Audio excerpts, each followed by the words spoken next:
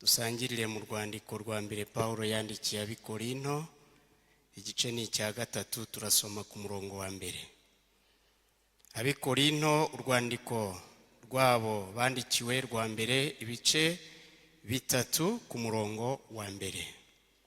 Abahageze dusangire gusoma. Haravuze ngo: Bene data, sinabashije kuvugana namwe nk'uvugana n'ab'umwuka, ahubwo navuganye namwe nk'uvugana n'abakamere, cyangwa abana b'impinja bo muri Kristo. Nabaramije amata, sinabagaburiye ibyo kurya bikomeye, ko mwari mutarabibasha, kandi nanone ntimurabibasha kuko mukiri abakamere. Ubwo muri mwe harimo ishyari n'amahane, mbese ntimubaye abakamere kuko mutagenza nk'abantu. Ducumbikiraho. Yesu ashimwe.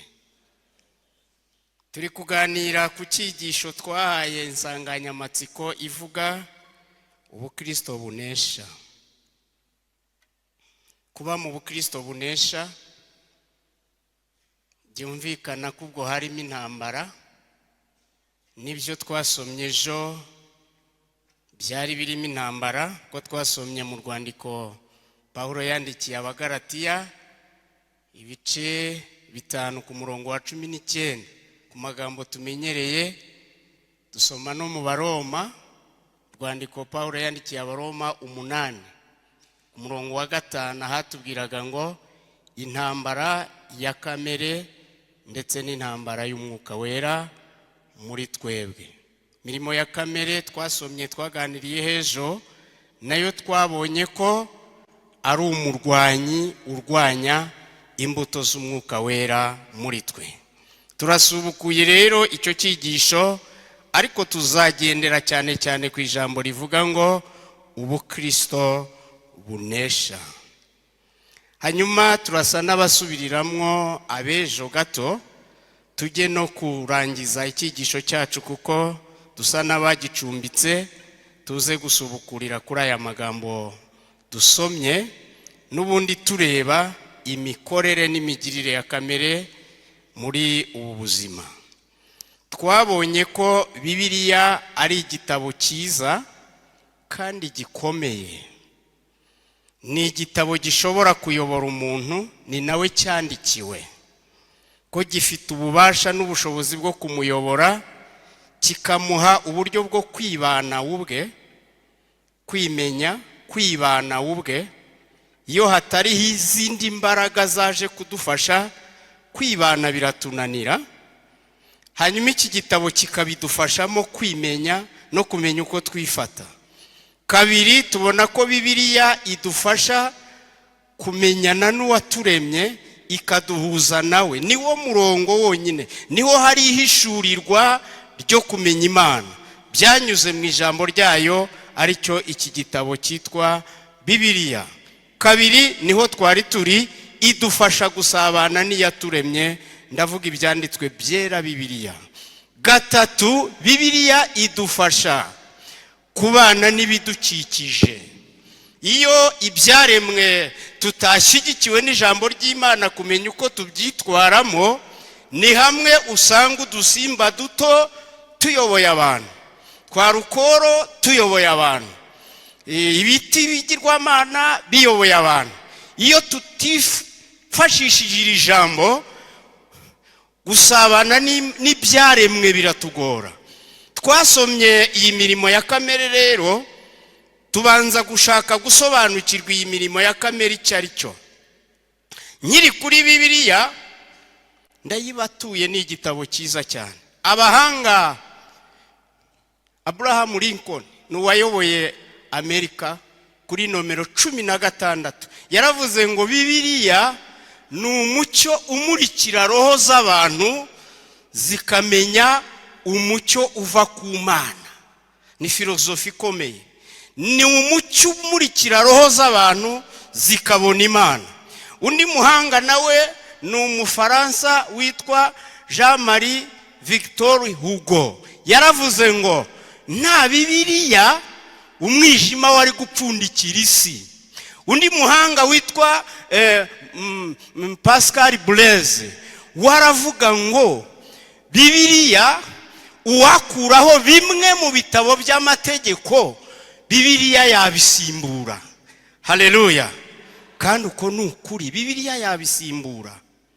Ibicira imanza abajura Bibiliya yahasigara kuko irabirukana. Ibicira imanza indaya n'abakora ibindi byaha byo mu burenganzira bwa muntu Bibiliya itanga umucyo kuri byo. Yahabonetse ibyo byaba ntacyo bikimaze. Haleluya. Nkunda Bibiliya. Haleluya. Haleluya. Irimo iratubwira intambara ya kamere mu muntu ndetse n'intambara y'umwuka wera. Twabonye twasobanukiwe ngo kamere ni igiki. Hari abatekereza ngo kamere ni ikintu cy'umwuka kiza kigatura mu muntu, kikagira igihe gikora, kikagira igihe giceceka, hakabaho igihe umuntu agicecekesha. Hari abacyumva gutyo, ariko ubundi igisobanuro cyiza cyumvikana, kamere ni umubiri. Ntujye kure, ni uwo mubiri wawe, niyo kamere, ni umubiri. Bibiliya yavuze ngo kamere yifuza iby'umwuka yanga. Ngo ubyumve, umubiri ujya usaba iby'umwuka adashaka. Umubiri wagombye gutanga komande ya mpa, ihawe ordonance cyangwa uburenganzira na mwuka. Iyo atari uko byubatse, umubiri usaba ibitemewe n'Imana. Turaza kuza kubyumva. Paulo agisesenguriye filozofi y'umwuka n'umubiri, niho yavuze ati nge narabigenzuye nsanga usibye gusaba Yesu ngo amfashe kuwutegeka no kuwuhururiza ngo utaguma kungora. Mu Baroma niho byanditse, aravuga ngo uyu mubiri untera urupfu ngo icyawunkiza. Yari yabonye ihangana nawe rimugora. Kamere ni umubiri. Twabonye ibyiko kamere akorera mu byiciro bine, akorana n'umubiri mu byiciro bine. Ndihuta mbisubiremo dufate akuyu munsi. Kamere akorera mu byiciro bine. Icyambere akorera mu byifuzo, mu by'umubiri wifuza. Bibiliya yavuze ngo gusambana. Ubusambanyi niwo murimo wa mbere wa kamere. Muri make ni icyifuzo cy'umubiri. Ni umubiri urindashaka. Ariko iyo turaho, umubiri nawo ntago waba kondane kuko waremewe ibyo. Ariko hazamo ngo banzu baze mwuka wera icyo ushaka kucyemerewe, icyo ushaka ko gihari, icyo ushaka ko cyubahirije amabwiriza. Niyo mpamvu mwuka wera yenterivona. Paulo aravuga ngo kamere ya mbere ni icyifuzo cy'umubiri cyitwa ubusambanyi. Harimo ibyiciro nk'umunani muri iri shyano, muri iyi kamere. Kunyura inyuma y'umuntu uwo bashakanye, narabivuze ngo yasinyiye bari babiri, yasinyiye ku babyeyi bagiye kubiyereka, yasinyiye mu muryango mugari mu itorero, abakozi b'Imana basoma Bibiliya, yasinyiye ku idarapo ry'igihugu, n'uyu yasinyiye ahantu hatandukanye, akamuca inyuma. Kamere igashaka undi. Icyaha. Kamere busambanyi ni ingimbi, ni umwangavu, ni umusore wifuje gukora imibonano atabyemerewe, atabihawe n'Abakorinto urwandiko rwa mbere ibice 7, ahagira ngo uzabanze umurambagize, umushime, umunyuze, umuyungururishe Bibiliya na Mwuka Wera, umujyane mu cyemezo cya kashe y'Imana. N'uwo utari uwo icyaha ushubije kamere. Umubiri busambanyi. Sinzi impamvu bigarutse. Ni ugufata umubiri icyo utaremewe, kamere ikabesha mubiri. Ngwifuza undi mukobwa kandi wakwifuje umuhungu, ngwifuza undi muhungu kandi wakwifuje umukobwa. Iyo ni kamere mubiri yanyura muri filozofi, yasobanuwe n'abandi banyamubiri bakabyemeza bagateraho na kashe. Abahuje ibitsina babane. Ni kamere, ni umubiri wasubijwe ibitemewe na Bibiliya. Kamere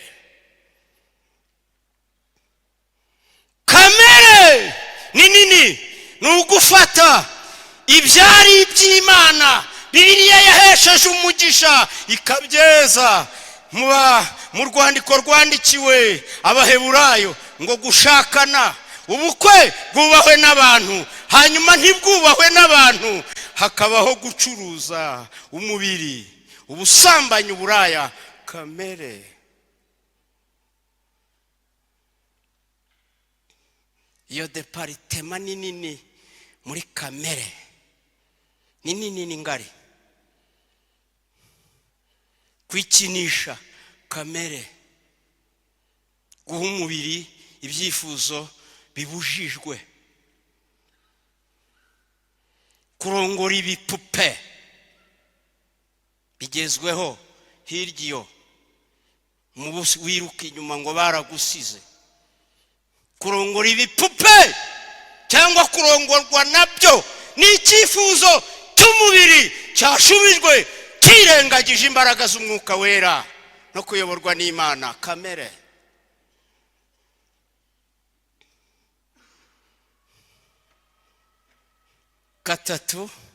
Kabiri, kamere izamukira mu ntege nke umuntu yahawe no gukora icyaha, bigatuma Imana ijya kure.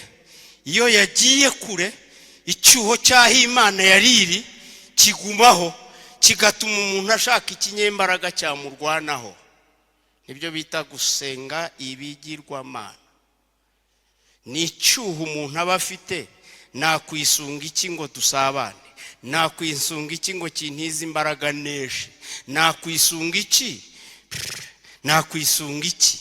Gusenga ibigirwamana ni ukwisunga ikinyembaraga watekereje ko kibyaraho inyungu, watekereje ko kigusayidira, watekerejeho, noneho ukagisabana nacyo ku rwego rw'aho Imana yari gusabana nayo. Niyo mpamvu Pawulo yanditse mu Baroma igice cya mbere aravuga ngo aho kumenya Imana bayisimbuje gusenga ibyo yaremye. Ni icyuho cy'umuntu kimubamo, aho kuhashyira Imana akahashyira igiti, akahashyira inka, akahashyira amafaranga, akahashyira ruhago, akahashyira sinzi ipusi nayijyaho kayikunda kurusha n'abantu. Iyo ibigirwamana byabaye byinshi, umuntu afata icyo abonye. Iyi ni kamere ishingira kuko Imana ntayihari, bagashaka ikindi. Kabiri, kamere. Gatatu, Pawulo yasobanuye aravuga ngo kamere igomba izamuka habaye icyo bita kwirwanirira, habaye atake, habaye igitero gihungabanya umuntu w'imbere n'uw'inyuma. Iyo habaye ibitero bihungabanya umuntu w'imbere n'uw'inyuma, habaho icyo bita kwirwanaho. Niho hari ya mirimo 7 mu mbuto za kamere twari gusoma, twasomye ejo. Kwirwanaho, icyaha cyo kamere yo kwangana iza uriho abantu bariho birwanaho. Kamere yo gutongana ni self defense, ni uranshaka hiki, ni ntacyo wantwara gutongana. Kamere y'amahane, ubwo gutongana kwabyibushye kuzanamo no kurwana. Kamere yo kwitandukanya, ni ndamwanga nanjye aranyanga, ni self defense, ni ikimenyetso cy'icyari gukorwa ariko kitari gukorwa aho ngaho. ikindi kwirema ibice. Iyi nini ni ukwirwanaho. Okay, simbana nawe, ni uwa Pawulo, ni hafi yaho twasomye. Nge ndibera uwa Petero, kwirema ibice. Bariya si abacu, kwirema ibice. Uriya ntacyo nkopera nawe, sinamukeneye nawe ntankeneye, kwirema ibice. Hanyuma icyanyuma kugomanwa. Birindwi ni self defense. Kugomanwa, nabuze icyo mutwara ariko nyuze ku modoka ye nyimena ikirahure, mugomwa ikirahure mu cyimbo cy'uko namubonye. Nibyo bita kugomanwa. Bikorwa ni kamere zizamukira mu kwirwanaho ngo nabuze uko mbigenza ariko nkoresha iki. Ni kamere y'icyiciro cya gatatu. Icya kane ndi kuzinyuramo nihuta. Icyiciro cya kane ni kamere ishingira ku mibanire y'abantu n'abandi. Nimusoma ruriya rutonde hari aho muza gusanga ngo kamere ishingiye ku mibanire y'abantu n'abandi, uraza gusangamo ng'ibiganiro bibi. Mu kubaho k'umuntu hakenerwa ko asabana. Umuntu ni icyuzuzo cya mugenzi we.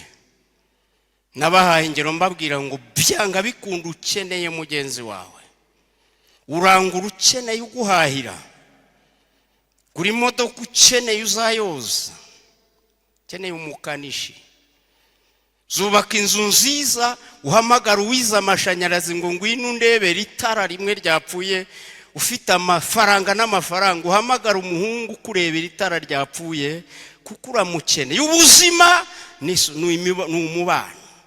Iyo ibi byapfuye, isi itabana yakwangirika. Mu buzima uzamenye ngo uzabaho ukeneye kubana n'abantu. Niho Bibiliya yatubwiye ngo kugira ngo ubane n'abantu n'ibintu ukeneye Imana. Iyo ntayihari ubibanira nabi cyangwa ukabana nabi. Bibiliya yavuze ngo ibiganiro bibi, sosiyete mbi izakwanduza. Mu gisubizo cy'imbuto z'umwuka mbasubiriremo, yabivuze utuyoboye muri gahunda, yavuze ngo ni indwara, ni akaga, imirimo 14 ya kamere n'ibinini biyivura 9 harizo mbuto z'umwuka wera. Ibiganiro bibi, umva igisubizo kikuvanayo, umva icyo uzahatera nugira inshuti mbi, nugira abakuganiriza ibintu bibi, nugira abakwiyenzaho bakujyana mu mubiri udakeneye ibyawe, nuvumva bavuga itorero nabi, niwumva bavuga ingo z'abandi nabi bitabareba. Pawulo yavuze ngo umurimo umwe, umuti w'icyo kwirinda. Haleluya. Comoka kwirinda. Biravuze ngo icyaha, kamere n'ingaruka zayo, hari n'igisubizo cyayo mu mbuto z'umwuka wera. Haleluya, haleluya, haleluya. Ibyo mvuze nihute. Iyo mirimo 14 yose ya kamere iri mu bice 4, turaza kuza gusanga muri wa muntu ari we nge wowe, nanone dufite ukuntu twubatse ntahinduka, twisanzemo, tudafite n'icyo twakoraho. Ni 4 nabyo. Harimo imiterere yawe, nibyo bita personality. Ubu twese dutandukanye imiterere. Ubanguka gusubiza, ubanza guceceka akabanza kwiyumvirira ngo asubize, ubanguka asubiza ikibazo kitararangira. Iyo utitonze uravuga ati aransuzuguye, ndabaza ntararangiza ukaba wasubije, arabanguka. Abarerewe mu mico yo hakurya iriya babanguka gusubiza hakurya iyo, bagira vuba, ni karemano. Hari ibitibuzwa, hari ibyo wibona mutanahindura. Ibyo bizatuma wacira imbaraga zo kubibanisha n'abandi. Niba uvumbuka, bizagusaba ko wihangana cyangwa wihanganirwa. Personality yawe ishobora kubyara kamere, uzihangana cyangwa wihanganirwe. tukiri aha hari ingero ushobora kuba ufite imiterere irambirwa vuba, kurambirwa vuba, ujyane n'abantu bategereze kuti ngewe rwose ibi nabirambiwe, wigendere. Numara kugenda icyo bategereje kize, ufite byagenze bite, we yigendeye, bakira umugisha. Byatewe nuko uteye, watsinzwe, uteye mu bantu batihangana. Imiterere yawe simpatinde, icyo cyitwa imiterere.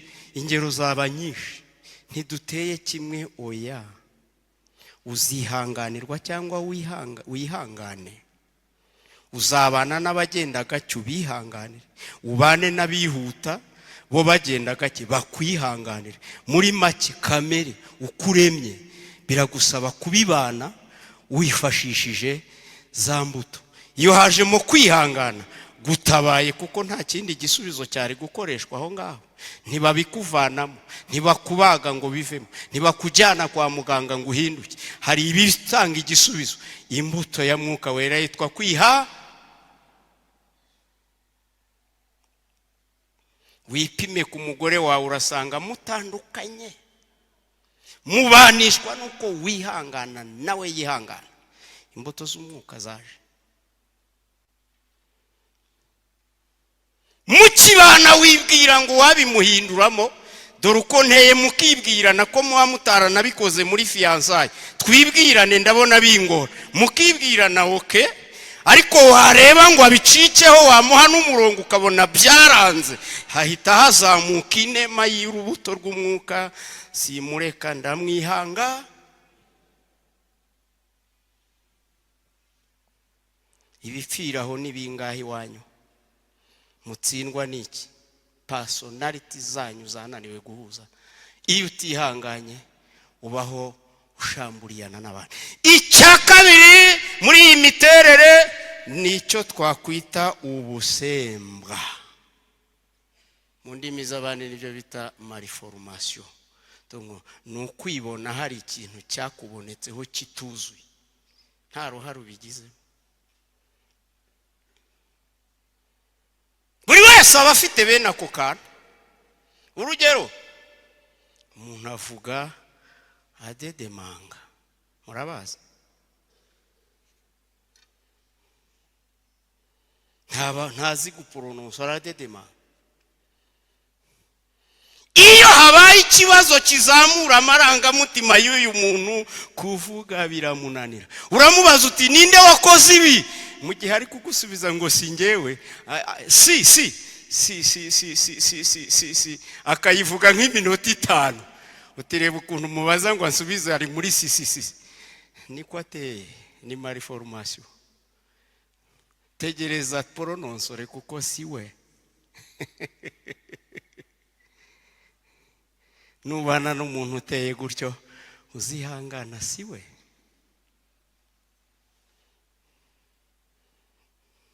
Si we. Ntabwo ari we. Malformation.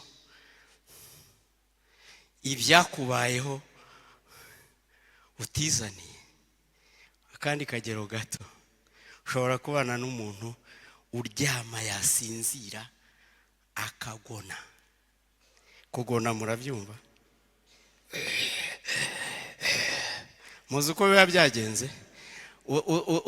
Utunyama twe twaha bita amygdale abahengeka ijosi tugahita dufungana, tukabuza umwuka kuzamuka. Uko umwuka ufosinga ngo uzamuke, bikarema ikijwi, bikazana urusaku.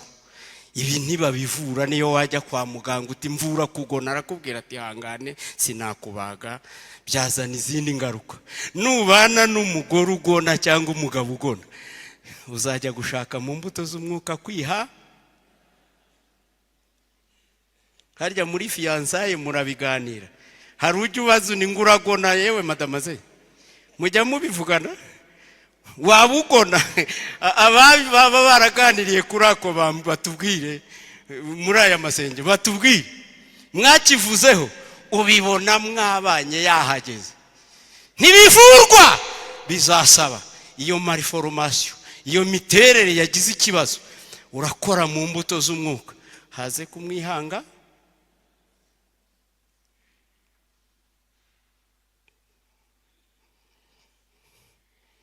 nasubiye mu nyigisho ngeze ku byo tutabonye ejo hari ikindi imiterere ndakuvuga ngo kamere ni umubiri n'ibiwubaho hari ibintu biba ku muntu bitewe n'ibimukikije bikamuhindura icyo bishaka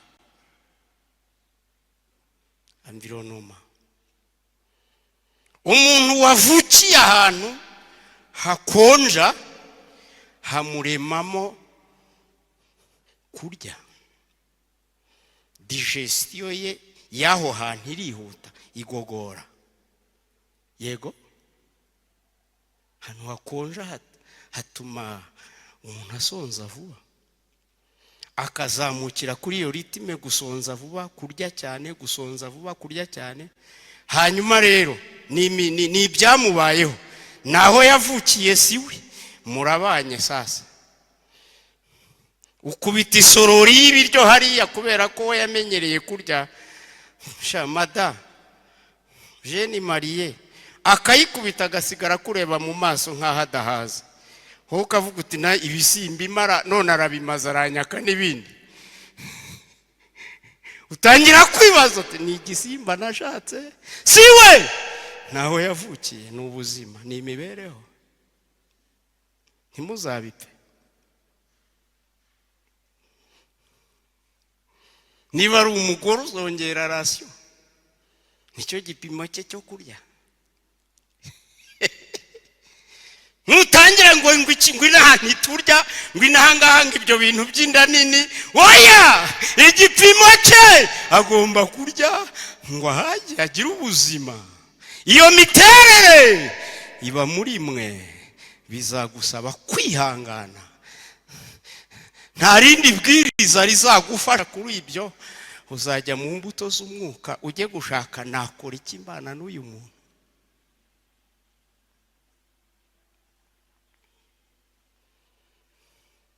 nongere mbasubiriremo ngo buri rubuto buri murimo wa kamere w'umubiri ugiye ufite igisubizo cyawo ufite umuti wawo Yosefu yahuye n'ikigeragezo cyo kwifuzwa na nyirabuja nabivuze ejo aramwifuza amuzamurira inyungu zo kugira ngo amubone ndifuza ndagushaka akora byose ngo amubone azamura inyungu zo kumuha akamwongeza umushahara akamurata mu bandi bakozi ariko Yosefu agakoresha impano yitwa kwihangana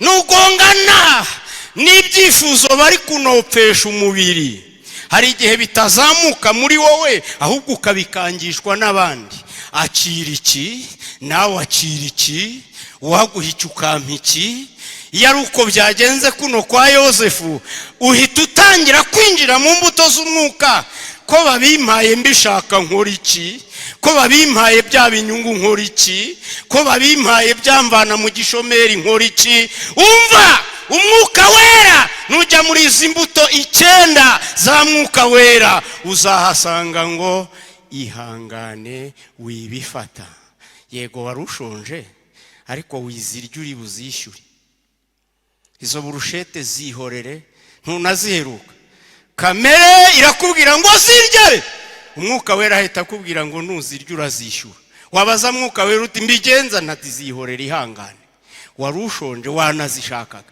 ariko kwihangana kugakora umurimo wako haleluya torero haleluya torero nuko imbuto z'umwuka zirwanya kamere systeme niyi ndikubabwira icyanditswe cyera cy'uyu munsi tugana ku musozo cyatubwiye ngo bene data nibwiraga ko mukuze, ariko nza gusanga muri impinja pire, muri impinja mbona ntimwigeze mukura. Ni Pawulo wabwiraga Abakorinto ati birantangaza cyane, mbona muracyambaye ranje, nari nzi yuko ngiye kubajyana mu ishuri. Ati mwaba mwarazize iki? Cyabazaga Abakorinto ari abandikira muri iki gice nyine cya gatatu, mwaba mwarazize iki? Kuki mutigeze muva ku nonko mu buryo bw'umwuka? Byapfiriye he? Hari abakristo baguma mu bwana. Icyambere wenda nzagikomeza ejo, aba bapfira mu ivuka ryabo. Uyu mukristo udakura uguma ku inonko mu buryo bw'umwuka akunda kuba ingaruka zarapfiriye mu ivuka rye. Ibi bice bitatu dusomye, muza gusoma mu rwandiko hepfo, byatumye Pawulo abita abana. Byari ibice bitatu byabavutsemo aba Bakorinto. Icyambere ngo buri tsinda ryari ryagiye ribogamira ku wari byaje ubutumwa. Nge nikundira Petero, niwe wambyaje ubutumwa, ndamufana ndamujya n'inyuma. Undi ati ngewe nabwirijwe na Pawulo, nzamugwa inyuma, n'umuntu mwiza, nzamugwa inyuma. Undi ati ngewe na Apolo, ati ndamuza, ati Apolo avuga neza cyane, ati niwe wambwirije ubutumwa, ati ngewe nigiriye inyuma ya Apolo. Bacikamo ibice. Ngo haza igice cya 4 cyavuze kiteye amateshwa yanyu ntituyajyamo, twebwe twisangiye Kristo, ibyo murimo ntago tubyitayeho by'abantu. Twe twabwiye ubutumwa bwa Kristo, ntitwigeze tubwirwa ubutumwa ngo dukurikire abantu. Burya kimwe mu bintu bituma umuntu aba ingwingire mu mwuka ntakure akaguma muri kamere ni uburyo yavutse. Ndavugaho agace gato gusa kangiza abantu mwivuka, ni uguhamagarwa mu nzira zitarizo, ni ukuvuka giprimatire. Dore uko bigenda.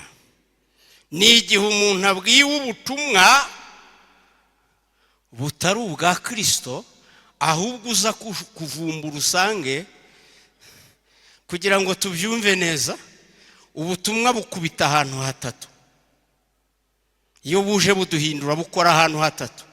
Bukora ku bitekerezo, bukora ku mubiri,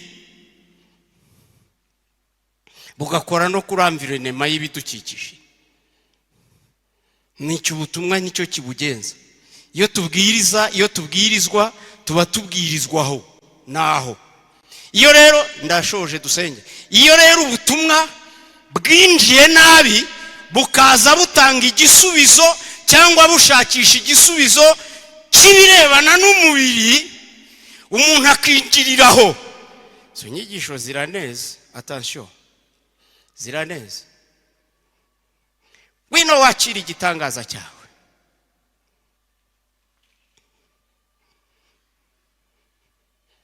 Iyamamaza ryose ry'intego zigenderewe muri uwo muhamagazi zose zirarikira abantu kuza kwakira iby'umubiri. Dore ko ari naho ubukene bwinshi buba bwiganje. Dukena byifuzo byose tuba dufite imbere y'Imana, iby'umubiri. Ni iby'umubiri. Ushaka abakira indwara uzababona. Ushaka abafite ubukene bakeneye kuva ku cyiciro bakajya ku kindi, ubutumwa bubibabwira burahari, buzaboneka, uzababona. Iyo umuhamagaro wahamagawe werekeza ku bisubizo by'umubiri n'abantu, wavutse atyo ntakura. Ntakura. Ndasoje. Uwagiwe kuvuzwa, kandangirize kuraka, ni umugabo waturutse ikantarange bamwikoreye abagabo 4 bamutwaye mu ngobyi ya Kinyarwanda, niko byanditse mu cyanditswe 4, ngo baramuheka bamukura nk'Irwamagana bamuzanye i Kigali, bamukubita imbere ya Yesu bati menye uwo muntu yatuvunnye, nawe urebe ukuntu watugenza ntidusubireyo tumwikoreye. Bakimumanurira imbere ya Yesu ngo ahita avuga ati sha wavunnye abantu ndakuvura tu, yewe n'uburyo mwakoresheje ngo mungereho mugapfumura n'inzu y'abandi ndamuvura. Ngo ahita avuga ati mbere ya byose ibyaha byawe urabibabariwe. Abanyamubiri n'abigisha iby'umubiri bati Yesu aravangiwe, bati murareba umuntu yifitiye ikibazo ko ari kajoriti, dore yavunnye abantu bagomba kutamusubiza, none ngo agiye mu by'imbere da tiburiya sakoze iki. Arababwira toya nagombaga guhera imbere si impera inyuma, ubutumwa buhera inyuma sibwo. Yesu ashaka ubutumwa buhereye imbere. Haleluya! Nibwo ugomba, ni nabwo ugomba kuzakurikira, nibwo ugomba gutsindagira, ni ubutumwa bw'imbere. Soreze kuraka, ikigori kigira ibice bitatu. Intete y'ikigori kigira igishishwa, kigira ifufu, yafu y'inyuma, kikagira n'umutima.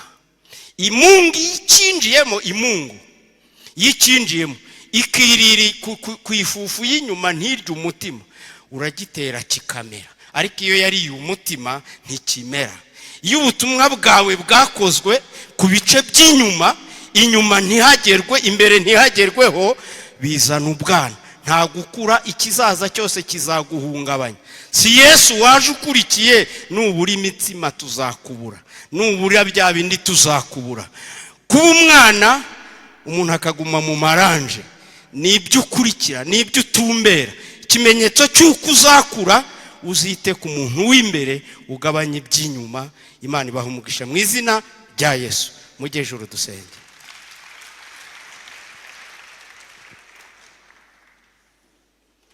Mu byifuzo 15 ufite cyangwa washyize mu ciwo, jya ubanza ibivugurura ubugingo umuntu w'imbere.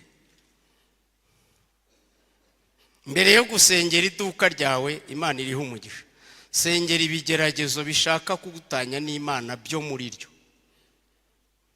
hanyuma ugereho kuryongera. Banza usabe umuhuza w'Imana n'iduka ryawe, nicyo cyakagiye imbere. Kuryongera biza ari nomero ya 2. Gusengera ofisi yawe wowe uyifite sawa, okay, ni byiza, tugiye no kubisengera. Banza usengera intambara zirimwo zakuvana muri Yesu mbere yo gusengera kuhaguma. Ko kuhaguma wahaguma nta Mana muri kumwe, ku Mana nta nyungu zihari, nawe ukazabibona hirya nyuma. Tugiye gusenga.